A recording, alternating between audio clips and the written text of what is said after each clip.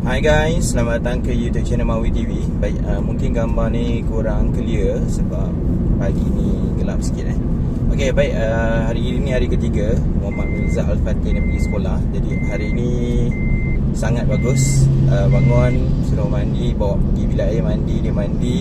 Kemudian bila nak pakai baju, dia diam je. Okey, dengan pakai soken semua dia boleh buat lah. Okey, tengok ni. Tengok tu kamera. Okey, jadi hari ni yang aku nak kongsi adalah berkaitan dengan apa itu autism.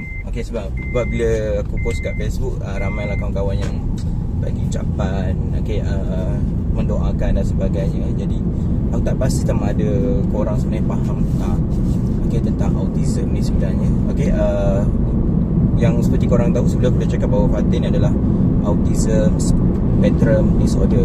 Okey, spectrum, okey, autism ASD ni, okey, adalah sejenis masalah gangguan sebenarnya. Okey, dia adalah masalah gangguan kepada dua benda. Pertama, saraf otak. Yang kedua adalah gangguan kepada sistem saraf. Okey, gangguan otak ni dia kemudiannya menyebabkan kepada berlakunya perbuatan-perbuatan yang macam tak nampak semula jadilah nak cakap. Okey, dan keduanya, bila gangguan kepada sistem saraf ni menyebabkan ianya menjadi kurang sensitif, okey, tak boleh memahami persekitaran. Dan sebab tu bila kadang-kadang bila dia luka ke, dia sakit ke, dia tak tahu itu adalah sakit sebab dia punya sistem sensori dia, okey, sensor badan dia tak boleh detect benda-benda tu. Okey, itu dua sebenarnya yang dimaksudkan dengan ASD. Okey, bila sebut spektrum ni maksudnya macam spektrum warna dia, kita sebenarnya tak boleh nak letak ia spesifik dekat mana. Dan dia mungkin berbeza-beza. Jadi spektrum ni adalah satu benda yang sangat luas, di mana ianya berbeza di antara seorang kanak-kanak autism dengan kanak-kanak autism yang lain. Dia punya gejalanya berbeza sebab ianya adalah sejenis spektrum. Okey, kadang mungkin budak yang sama, umur yang sama, benda yang sama, dia punya masalah, tapi dia ada plus lain-lain berbeza-beza. Itu yang disebut sebagai spektrum sebenarnya. Okey, disebabkan oleh ASD ni, dia kesannya adalah dia akan memberi gangguan kepada pembelajaran, di mana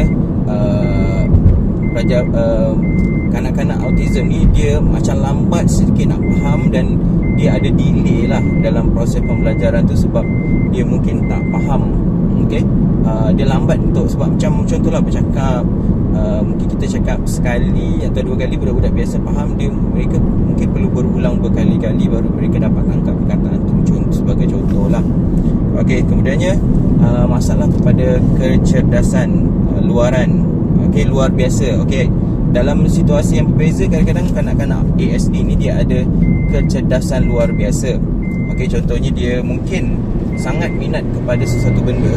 Okey, contoh, dia mungkin terlalu minat kepada matematik. Okey, sangat pakar. Dia boleh gunakan daya tumpu dia, okey, untuk memikir macam mana nak menjawab matematik dengan sangat banyak. Okey, contohnya soalan matematik yang sangat panjang, banyak angka tu dia boleh jawab dengan baik hanya dengan menggunakan minda dia. Itu adalah kelebihan kanak-kanak ASD ni sebab daya tumpu dia sangat tinggi.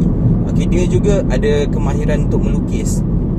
Bagi contoh, dia memang pakar melukis dan dia boleh bagi tumpuan kat situ. Tapi masalahnya, dia akan ada kekurangan di tempat-tempat lain. Contohnya mungkin masalah lambat cakap. Okey, itu ada kelemahan dia sebenarnya. Okey, ataupun dalam bidang linguistik dia ada masalah nanti. Okey, jadi itu dia punya kesan bila ASD ni berlaku kepada seseorang kanak-kanak. Okey, jom kita tengok kepada gejala. Apakah jenis-jenis gejala yang berlaku kepada kanak-kanak yang mengalami ASD ni?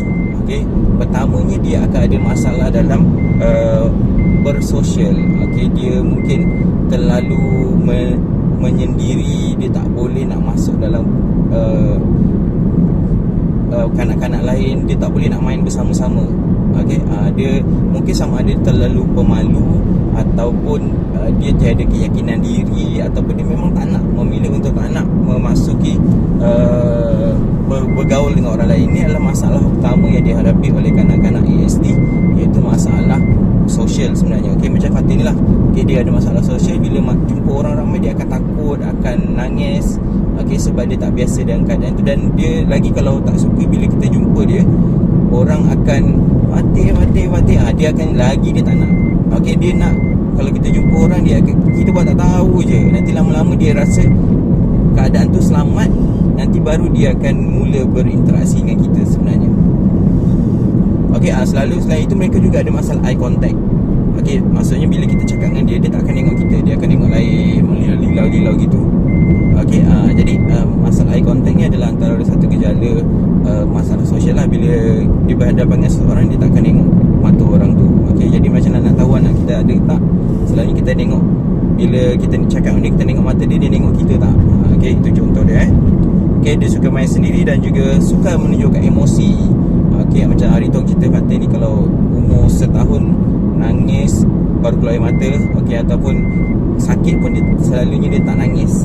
Okey, dia dah habis. Okey, itu. Yang kedua gejala masalah ASD ni adalah masalah komunikasi. Okey, menurut kajian di US, 40% kanak-kanak ASD ni tidak bercakap langsung. Tapi sebenarnya mereka ni bukan bisu. Mereka memilih untuk tak bercakap kerana mereka ada masalah komunikasi sebenarnya. Okey, itu kajian di US. Itu ada risiko sebenarnya. Yang paling penting kita nak lepaskan dia fasa bercakap tu. Okey, dia mungkin 4 tahun, 5 tahun, 7 tahun. Ada yang aku tengok dalam grup sampai 11 tahun baru mereka start nak bercakap. Okey, jadi ada risiko tinggi untuk dia tak nak bercakap sepanjang hidup dia. Okey, walaupun dia sebenarnya tak bisu. Okey, selain itu mereka juga suka mengulang perkataan yang sama. Okey, dia mengajuk kita.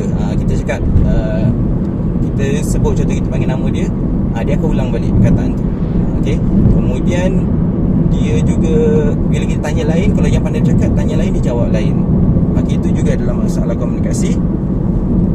Kemudian ketiga adalah masalah gejala perlakuan dia macam tak biasa macam orang normal. Dia suka menyusun barang. Okey, kalau korang tengok anak korang, dia suka susun barang. Okey, itu mungkin ada ciri-ciri. Okey, kalau Fatih dia memang tak susun barang. Okey, dia bukan jenis yang beratur. Kalau macam kereta dia tu, dia akan susun satu sampai hujung. Dan korang tak boleh sentuh dia punya line tu. Kalau korang sentuh, dia akan mengamuk. Itu satu contoh sifat-sifat ASD lah. Okey, kemudiannya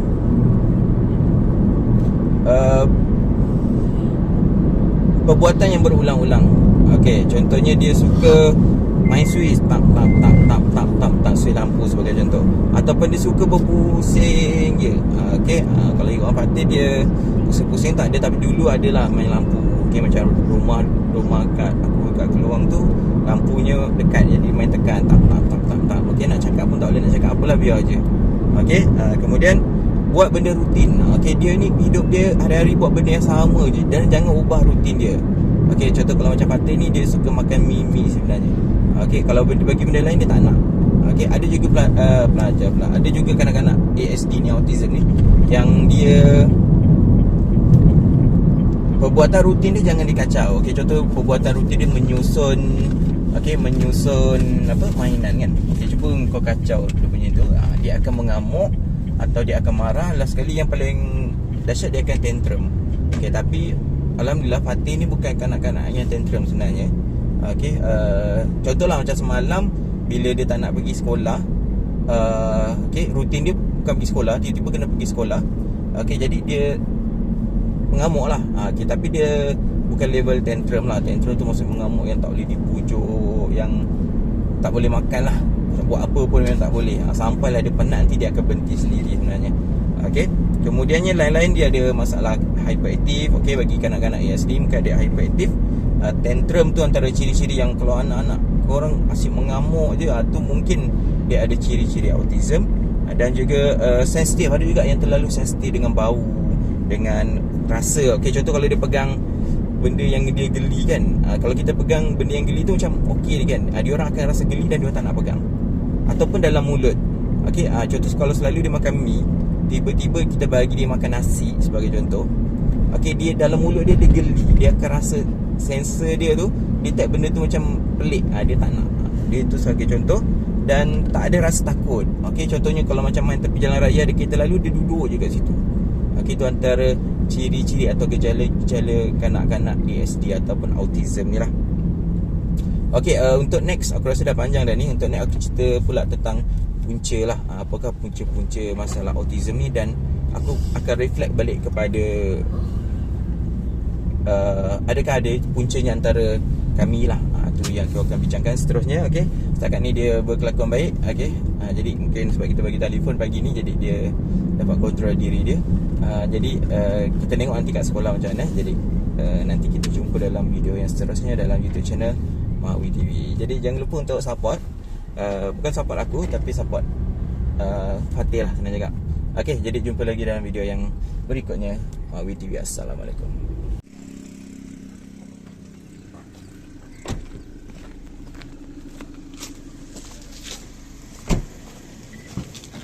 Okey, jom. Oh.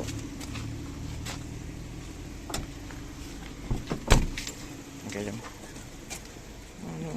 Action. Okey, jom. Sini. Jom.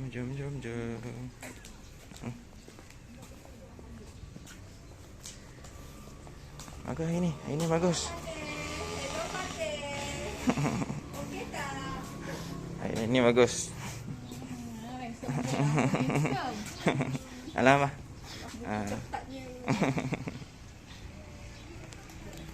Okey, alam abang tu. Salam abang tu. Salam. Saya ikut. Okey, bye.